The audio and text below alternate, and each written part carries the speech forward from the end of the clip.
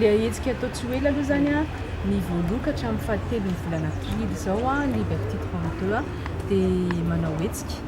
Ny faharoa ny volana aprily mantsy a dia andro iraisam-pirenena ho fampahafantarana ny autisme eraky izao tontolo izao. Ny hetsika mizara telo. Ny voalokatra amin'ny fahatelo ny volana aprily a dia manantena izahay a fa ho asiana jiromanga eny anaty rova. Izy io a dia ao anatina hetsika iraisam-pirenena hoe Light It Blue, izany hoe ny vakoka rehetra eraky izao tontolo izao dia asiana jiromanga. Manga moa zany dia lokon'ny autisme, ampahafantarana ny olona hoe misy zany autisme zany. Ny faharoan'ny volana aprily zany hoe ilay andro iraisam-pirenena mihitsiny a dia misy hetsika atao eny amin'ny zaridainan'Andohalo a. Ny maraina dia fampilalaovana ny ankizy satria andro natokana ho an'ery zareo io a. Ary izahay eto amin'ny Liberté 32 zany a dia nakafanapa-kevitra mihitsy hoe amin'ity indray mitoraka ity a andao zavatra tsara ny fampiresahana ary hiala amin'ilay ataontsika hoe kabary isaky ny andro iraisam-pirenena fa andao hiainana dia tonga ny ankizy a dia ampilalaovina ny ray aman-dreny afaka mifampizara mahasoa ao anatina ambiance mahafinaritra, tsy dia misy hoe iresaka olana fa andao iresaka zavatra mahafinaritra hifampizara.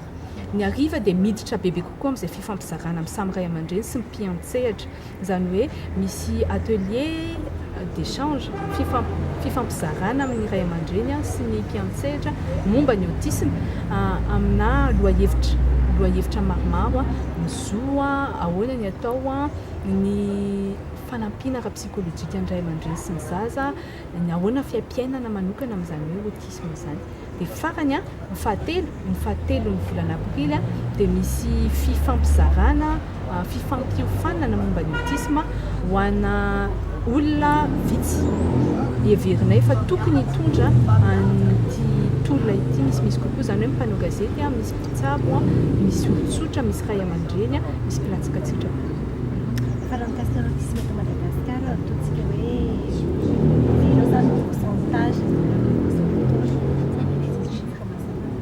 ny eto Madagasikara aloha dia tsisy antotanisa mazava satria na ny poniny eto amintsika tsy mbola fantatra satria tsy misy ny fanaovana an'izay fanadihadiana izay.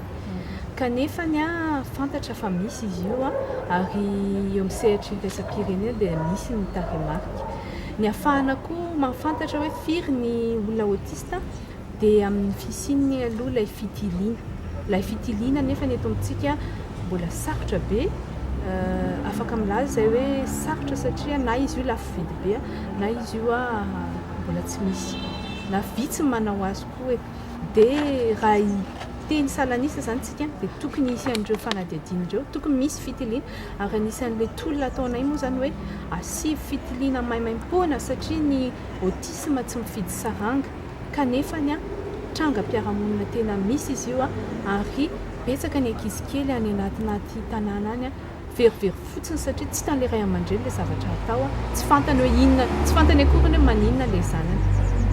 Izany hoe mahatonga an'izy mbola tsy fantatra zany amin'izy lafo ny fandehanana mijery mpitsabo amin'ilay resaka autisme.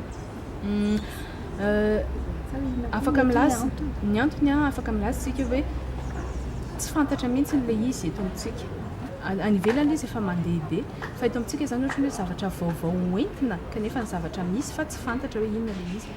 Ny eo anivon'ny mpiantsehatra ara-pahasalamana dia mbola vitsy ny tena mahasahana tsara an'izy io ary afaka milaza fa mbola vitsy ihany koa ny mahalala fotsiny ny autisme.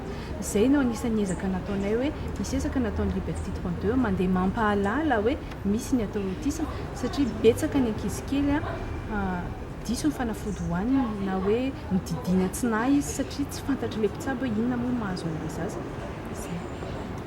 Sotra betsaka. Merci.